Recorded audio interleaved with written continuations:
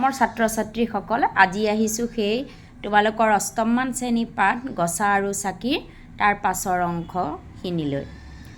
কালি তোমালোকৰ গছা আৰু চাকি, যদি গছাটো নাথাকে আমি চাকি জ্বলাব নোৱাৰোঁ, আৰু আমি যেতিয়া চাকি জ্বলাওঁ সেই গছাটোতেই আমি তেল আৰু শলিতা ব্যৱহাৰ কৰি চাকি হিচাপে ব্যৱহাৰ কৰোঁ। তাৰপিছত চোৱা, মোৰ অৱক্ষৰণৰ কাৰণে তুমি, তোমাৰ কাৰণে মই, আমাৰ উভয়ৰ মাজত এটা নেৰানেপেৰা সম্বন্ধ। তুমি এজোপা গছৰ ক্ষুদ্ৰ অংশহে, কৈছে যে তুমি এজোপা গছৰ এটা সৰু অংশ। প্ৰকৃতিৰ ৰাজ্যত আন আন পদাৰ্থৰ নিচিনা তুমিও এটা লাগতিয়াল অংশ। প্ৰকৃতি জগতত যেনেকৈ এই এজোপা গছৰ এটা ক্ষুদ্ৰ প্ৰত্যেকটো অংগই প্ৰয়োজনীয়, ঠিক তেনেকৈ তুমি মোৰ বাবে এটা প্ৰয়োজনীয় বা লাগতিয়াল অংশ। জগতৰ মহৎ মহৎ কৰ্মসমূহ সমাধানৰ কাৰণেই তোমাৰ আৱশ্যক, কৈছে তোমাৰ আৱশ্যক হৈছে পৃথিৱীৰ এই কৰ্মসমূহ, কামসমূহ সমাধানৰ কাৰণেই তোমাৰ মোৰ প্ৰয়োজন।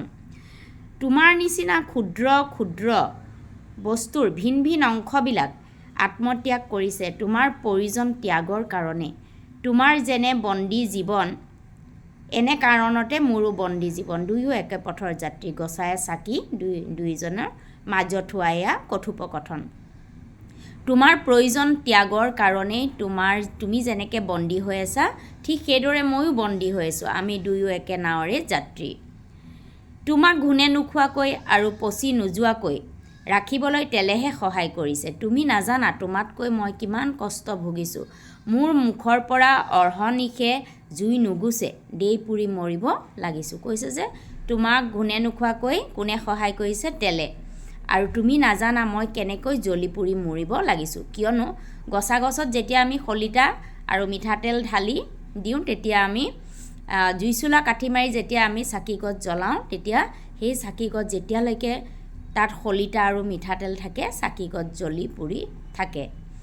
এই নিঃকিনৰ পৰা যদি জগতৰ কিবা মংগল হয়, তাতেই পুৰা মুখখনৰ জন্মৰ সাৰ্থকতা।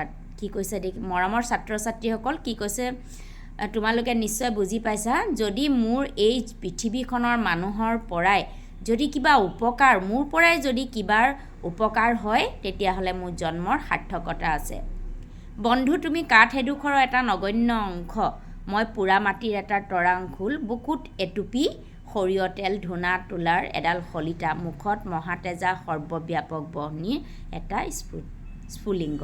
কৈছে যে মই চাকিটো যিদৰে আমাৰ প্ৰত্যেকৰে ঘৰত আচলতে আমি চাকি জ্বলাবলৈ এটা মাটিৰ চাকি আমি ব্যৱহাৰ কৰোঁ, তাত আমি তেল আৰু শলিতা দিহে চাকি জ্বলাওঁ। কৈছে লিখকে, কৈছে তাত তেল, ধূনা তোলাৰ এডাল শলিতা আৰু মুখত মহাতেজা সৰ্বব্যাপক বহ্নি এটা, আমি সেই কাঠি, জুই চোলা কাঠি মাৰি আমি জ্বলাওঁ চাকিটো। এইটো এটা মাত্ৰ সৰু এটা বহ্নি। আটাইবোৰ পদাৰ্থৰ অংশই বিৰাট শক্তিৰ সৃষ্টি। গছা, মাটি, তেল, লিতা, জুই, এই পঞ্চ শক্তিৰ সংযোগত জ্বলন্ত বহ্নি বা জ্ঞানৰ শিখাৰ, জ্ঞানৰ বিকাশ। পদাৰ্থবোৰেই ধাৰক, বহ্নি ধাৰণা, ব্ৰহ্ম তেজ বা দিব্য জ্ঞান।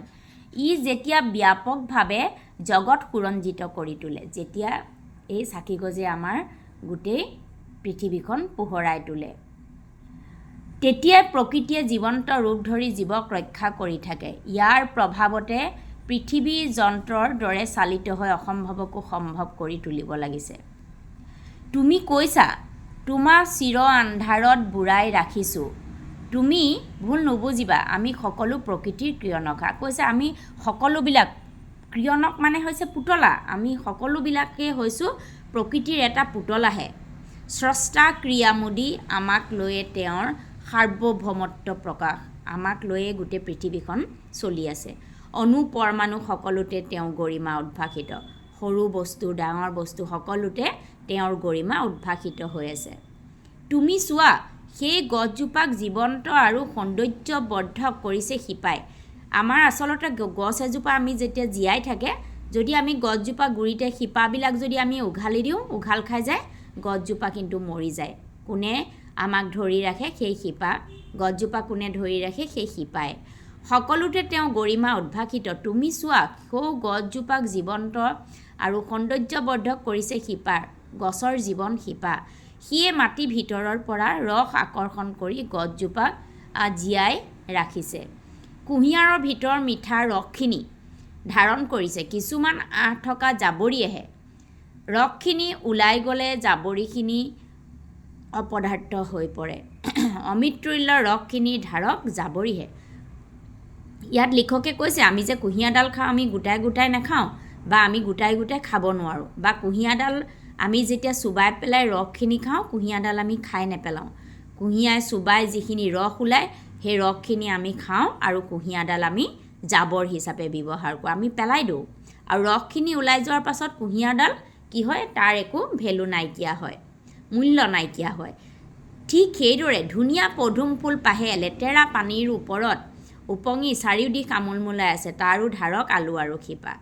সেই পদুম ফুলপাহ যে ফুলি থাকে তাৰ মূল ধাৰক হৈছে আলু আৰু শিপা এইবোৰেই কেহেৰাজ বুলীয়া পানীৰ আঁঠুৱনি কোঠাত পুত গৈ ফুলৰ বিকাশৰ পথ মুক্ত কৰি দিছে তুমি জানিবা ই প্ৰকৃতিৰ নিষ্ঠুৰ কৰ্তব্য সকলোৱে পালন কৰিবলৈ বাধ্য এইবিলাক প্ৰকৃতিৰ এটা কৰ্তব্য আৰু সকলোৱে আমি পালন কৰিবলৈ বাধ্য জড়চেতন কোনেও ইয়াৰ হাত সাৰিব নোৱাৰে আমি আটাইয়ে এটা পবিত্ৰ মন্দিৰত নিৰাপদে আছোঁ গতিকে আমি এটা পবিত্ৰ মন্দিৰত আমি একেলগে নিৰাপদে আছোঁ কৈছে আমি এটা মন্দিৰত আছোঁ গছা আৰু চাকিৰ মাজত হোৱা এয়া কথোপকথন কৈছে আমি এটা পবিত্ৰ মন্দিৰত আমি নিৰাপদে আছোঁ আংশিকভাৱে ইয়ে নামঘৰটো পোহৰ কৰি ৰাখিছে সংসাৰৰ কোনো আহুকালে আমাক পোৱা নাই সংসাৰৰ কোনো আহুকালে বিপদে আমাক পোৱা নাই তুমিয়ে ময়ে এটা মন্দিৰত নিৰাপদে আছোঁ তুমি বেজাৰ কৰিছা দিনে ৰাতিয়ে টপা মূৰটোত শিখাৰ জুইয়ে তাপ দি থাকে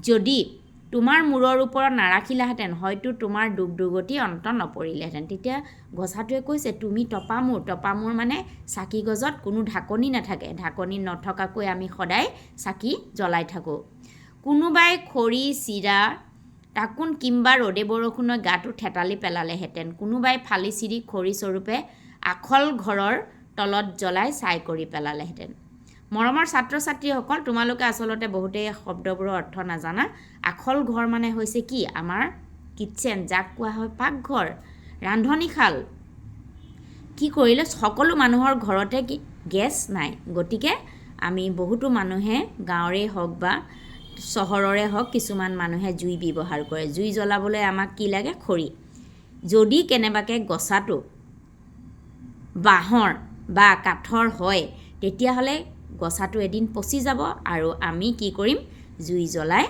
পেলাম তাৰ কথাই কৈছে প্ৰাকৃতিক নিৰ্ধাৰণ খেলাত তোমাৰ নিচিনা বৃহৎ কাঠ আৰু বাঁহবিলাক দাবাগ্নি দহনত দগ্ধ হৈ যাব ধৰিছে এইদৰে প্ৰকৃতিৰে কাঠবিলাক মানুহে জুই জ্বলাই গোটেই শেষ কৰিব লাগিছে মানুহেও ব্যৱহাৰিক জীৱনত তোমাক ইন্ধন হিচাপে ব্যৱহাৰ কৰিব লাগিছে আৰু মানুহে তোমাক এই খৰিবিলাক মানুহে ইন্ধন হিচাপে ব্যৱহাৰ কৰিছে মৰমৰ ছাত্ৰ ছাত্ৰীসকল আজি তোমালোকৰ লগত ইমানখিনি আলোচনা কৰিলোঁ আৰু পাছৰ ক্লাছত বাকীখিনি আমি আলোচনা কৰিম আজিলৈ আহোঁ ধন্যবাদ